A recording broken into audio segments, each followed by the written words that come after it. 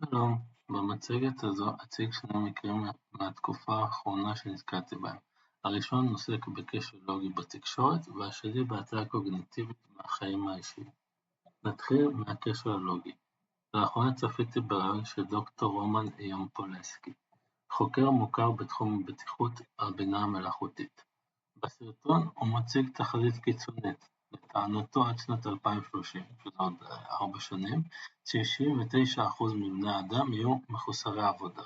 הוא טוען שה-AI יחליף כמעט את כל העבודות בעולם, וישארו רק 5 מקצועות ספציפיים שבהם אנשים יוכלו להמשיך לעבוד. מנקודת מבט רציונלית, טענה זו רצופה בקשיים לוגיים והקצנה של הדברים. קשר מרכזי כאן הוא קשר האקסטרפולציה, בשילוב עם פנייה לפחד. האקסטרפולציה היא שיטה להעריך בקירוב נתונים לא ידועים על סמך נתונים ידועים. ימפולסקי הוא לוקח מגמה אמיתית ומוגבלת שקורית היום בחברות, ובמיוחד בחברות הייטק, שמייעלות תהליכים ומצמצמות כוח אדם בעזרת כלי AI, והוא מותח אותה לקצה מוחלט וכמעט בלתי אפשרי. הוא מסביר את זה דרך ההתקדמות האקספוננציאלית של מודלי השפה. לפני כמה שנים, AI בקושי פתר בעיות במתמטיקה פשוטה, והיום הוא עוזר לנצח באולימפיאדות למתמטיקה.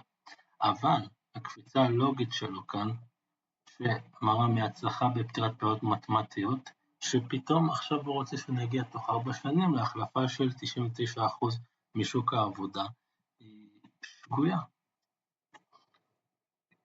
ניתן לומר כך. כדי שישארו רק 5 מקצועות בעולם, ה-AI לא יכול להישאר רק בתוך המחשב, הוא חייב להחליף גם את כל העבודות הפיזיות. שרבבים, חשמלאים, עובדי בניין, אבטחה, נהגים. וכאן הוא מתעלם לחלוטין ממה שנקרא במדעי המחשב הפרדוקס של מורבק. קל מאוד ללמד מחשב, לפתור משוואות מורכבות, אבל קשה בצורה בלתי רגילה ללמד רובוט ללכת על משטח עקום או לתקן צינור. כלומר, חישה ותנועה בעולם הפיזי דורשות משאבים חשובים גדולים בהרבה מפתירת משוואות, גם אם הן מסובכות ביותר. מעבר למגבלות הטכנולוגיות של הרובוטיקה כיום, הוא מתעלם גם מחסמים כלכליים ורגולטוריים. ייצור ופריסה של מאות מיליוני רובוטים פיזיים שיחליפו את העובדי כפיים ברמת 0 תקלות פלוס מינוס ידרוש טריליוני דולרים. שרשרות אספקה עצומות ואישורים ממשלתיים. בעולם הפיזי, בניגוד לעולם התוכנה, אי אפשר לעשות דבר כזה תוך 4 שנים. והתגובה של דבריו היא שכאשר אקדמאי, בכיר, משתמש ברטוריקה כל כך קיצונית, הוא דווקא עלול בעצם לעשות נזק, ולהחליש את הטיעונים שבצד שלו, או את המגמה שבאמת קורית בעולם. כשהוא מציג תרחיש אפוקליפטי של 99% אבטלה, הוא גורם לאנשים רבים לחשוב שדברים הם מדע בדיוני, וכתוצאה מכך הם מפסיקים להקשיב לו. כאן הוא מפספס הזדמנות לדבר על הבעיות האמיתיות וההדרגתיות שה-AI כן יוצר בשוק העבודה. ההיגיון הבריא אומר שאימוץ טכנולוגיה הוא תהליך מדורג, שבו עבודות מסוימות מוחלפות או משתנות. יכול להיות שבסופו של דבר יוחלפו 10% מכלל העובדים בעולם, אך זה ייקח זמן רב ולא שנים בודדות. סביר להניח. וזה לא יהיה אירוע קצה בינארי שיקרה תוך זמן קצר כמו שהוא. טוב, כעת נעבור לחלק השני שמציג מקרה של הטיה קוגניטיבית. אני משתתף עם קבוצת חברים במשחק ניחושים על תוצאות משחקי המונדיאל.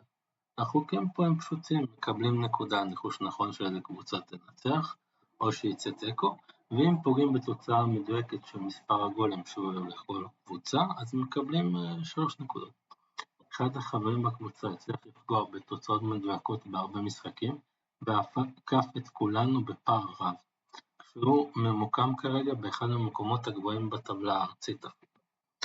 כשמסתכלים על התוצאות שלו, הנטייה הטבעית היא להסיק שהוא מבין גדול בכדורגל, שצופה כמעט בכל משחק, אבל המציאות היא דווקא אחרת. כמעט ולא מבין בכדורגל, וזה רק הרבה ניחושים.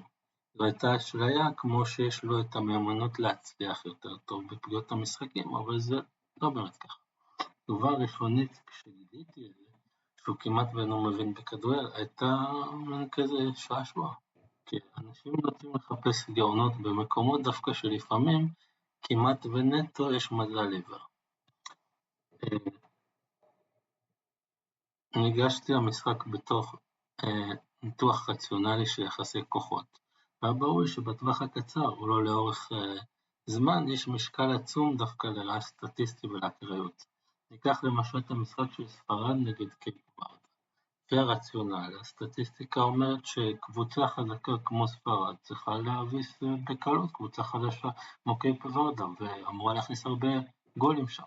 אבל בפועל ספרד הפתיעו וסיימו בתיקו ללא שערים. אירועים אקראיים כאלו קורים, ומי שמנחש בלי היגיון לפעמים גם יפגע בהם. האירוע הזה מראה שאין מה להתרגש מהקלות קצרת טווח. ניתן להפריד בין איכות של תהליך לבין תוצאות נקודתיות.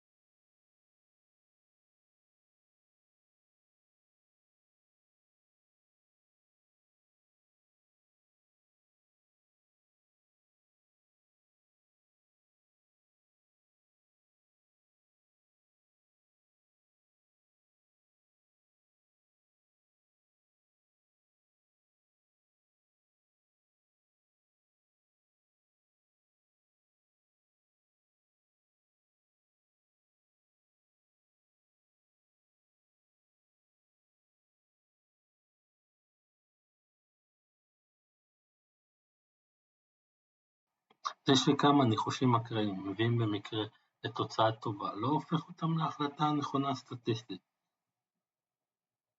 וזהו.